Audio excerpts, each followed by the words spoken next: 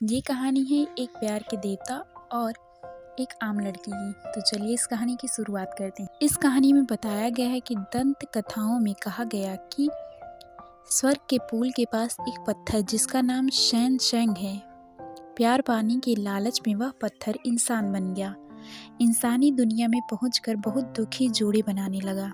जब राजा जेक को यह बात पता चली तो वह क्रोधित होकर उसे बंदी बनाने का हुक्म दिया और उससे शक्तियां छीनकर इंसानी दुनिया में भेज दिया। इस कहानी की शुरुआत होती है एक एक्सीडेंट के सीन से, जहां एक कपल का एक्सीडेंट हुआ होता है जिसमें वाइफ की डेथ हो गई होती है और उसके बाद पति से पुलिस पूछताछ कर रही होती है। यहाँ एंट्री होती है हमारे मेन लीड एक्टर की, जिसका नाम यूली है। वह पुलिस की पूछताछ में मदद करता है, जिससे पता चलता है कि उसने ही अपनी पत्नी का मर्डर किया है। इसके बाद यूली बटरफ्लाई को अपनी अंगूठी में इकट्ठा करता है और उसकी पत्नी को जाने के लिए कहता है।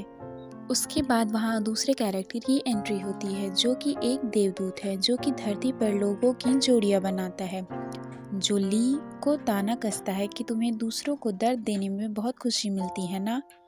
तो ली उल्टा उसे ही ताना मारता है कि तुम अगर सही जोड़े बनाते तो इस दुनिया में मेरी जरूरत ना पड़ती। यह कहकर वह चला जाता है। इसके बाद बताया जाता है कि इंसान के प्यार करने का सारा ताना बाना युलाओ के हाथ में है। किसको किससे प्यार होगा यह वही तय करता है और इंसानी दुनिया में अपने दूत को बताता है, जो इन जोड़ों को मिलाता है। कुछ जोड़े खुश रहते हैं और कुछ दुखी। जितने दुखी जोड़े होते हैं वे दुनिया में रंगीन तितली बनकर उड़ते रहते हैं। युलाओ का नाम लियू भी है, जिसे स्वर्ग के पुल की परी जाओ जिंगजुन से प्यार होता है, लेकिन उससे कोई और भी प्यार करता है जिसका नाम शैनसैंग होता है। वह षड्यंत्र रचता है कि जिंगजुन उससे प्यार करती है और वह युलाओ को शैनसैंग बनाकर पृथ्वी पर फेंक देता है। लियू, जिसे छल से शैनसैंग बनाकर पृथ्वी पर भेज दिया गया, उसे उन तितलियों को जो दुखी प्यार की सूचक हैं, उन्हें एक पत्थर की अंगूठी में इकट्ठा करना होगा ताकि वह अपनी शक्तियों को बचा सके और स्वर्ग में वापस अपनी जगह बना सके। इस दुनिया में लियू यू ताई ली के नाम से हैं, जो कि एक वकील है। इसके बाद हमारी लीड एक्ट्रेस की एंट्री होती है, जिसका नाम फेंग दोमी है, जो एक परफ्यूमर होती है कि तभी उसको कॉल आता है, जो उसका असिस्टेंट उठाकर उसे देता है।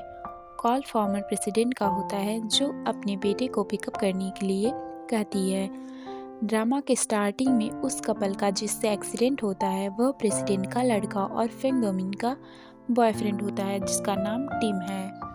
टिम की माँ दोमी को बिल्कुल भी पसंद नहीं करती। वह फ़ोन पर उसे भला बुरा कह रही होती है कि तुम्हारे हाथ पर अपशगुनी निशान है, जिसका मतलब तुम लाइफ टाइम सिंगल रहोगी। जिस पर टिम उन्हें समझाता है, लेकिन उसकी माँ दोमी को उससे दूर रहने के लिए कहती है। टिम फेंग दोमी को प्रपोज करता है, जिस पर वह हाँ कहती है, लेकिन शादी के बाद उसकी माँ के घर रहने से मना करती है।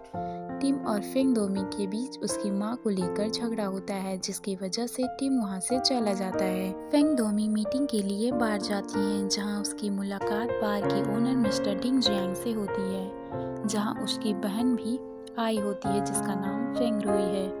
वह यूएस से फोटोग्राफी सीख कर आई है, जिसके पास अभी कोई जॉब नहीं है। यहाँ टिम भी आता है, जो मिस्टर डिंग और फेंग रुई से मिलता है, जिसके बाद टिम डिंग को अपने प्रोडक्ट्स दिखाने के लिए ले जाता है। दोमी और रुई बाहर आती हैं, जहाँ रुई लव फॉल वॉल देखती है। दोमी उससे कहती है कि यूएस में 3 साल रहने के बाद भी तुम्हारे दिल में कोई नहीं आया। रुई दोमी से कहती है कि मैं प्रे अपने लिए नहीं आपके लिए कर रही हूँ, मेरा बॉयफ्रेंड है, जिसे सुनकर दोमी हैरान और खुश दोनों होती है। उसके बाद रुई के मॉम एंड डैड को दिखाया जाता है, जो पार्किंग की जगह को लेकर झगड़ रहे थे, जहां साफ पता चलता है कि रुई के पिता की एक नहीं चलती। बता दें कि इनकी फैमिली थोड़ी कॉम्प्लिकेटेड है, थोड़ी नहीं बहुत कॉम्प्लिकेटेड है। फेंग दोमी के डैड ने उसकी माँ को छोड़कर दूसरी शादी की, जिससे रुई पैदा हुई, लेकिन कुछ ही समय बाद उसके डैड बैंकरप्ट हो गए, जिसे दोमी की माँ ने उन्हें अपने साथ रहने दिया। रूही ने अपने बॉयफ्रेंड बाई सिल्ली को डिनर पर इनवाइट किया होता है, जिसे देखकर फेंग दोमी थोड़ी परेशान दिखती हैं। उसके बाद वो डिनर करते हुए बातें करते हैं, जहां रूही की मां बहुत फेंकती है। बाई सिल्ली बताता है कि उसने अपना ग्रेजुएशन पेटा यूनिवर्सिटी से किया है, जिसमें फेंग दोमी भी पढ़ती थी, पर फेंग दोमी उसे इग्नोर करती है। रूही बताती है कि फेंग दोमी का नया सीईओ बाई सिल्ली है। उसके बाद हमें यू ली दिखता है, जो फेंग दोमी के घर के बाहर खड़ा होता है, जिसे फेंग दोमी के पास वो तितली दिखती है, जहां हमें पता चलता है कि फेंग दोमी का एक्स बॉयफ्रेंड बाई सिल्ली है। वहां मिस्टर डिंग भी आ जाते हैं, जो कहते हैं कि फ्यूचर में दोनों एक हो जाएंगे, तो यू ली उन्हें जोड़ने को कहते हैं। मिस्टर डिंग उन दोनों को जोड़ने की कोशिश करते हैं, पर वो एक दूसरे से नहीं जुड़ते। ये देखकर मिस्टर डिंग हैरान हो जाते हैं। यू ली डिंग को कहते हैं कि तुम्हें ट्रेनिंग की ज़रूरत है। फेंग दोमी जा रही होती हैं, जिसकी तितली को यू ली लेने वाले होते हैं कि उनका एक्सीडेंट होने ही वाला होता है। तभी फेंग दोमी उन्हें बचा लेती है। उसके बाद वह अपने सामान को समेटकर जाने लगती है। फेंग दोमी पूछती है कि क्या हम पहले कभी मिले हैं?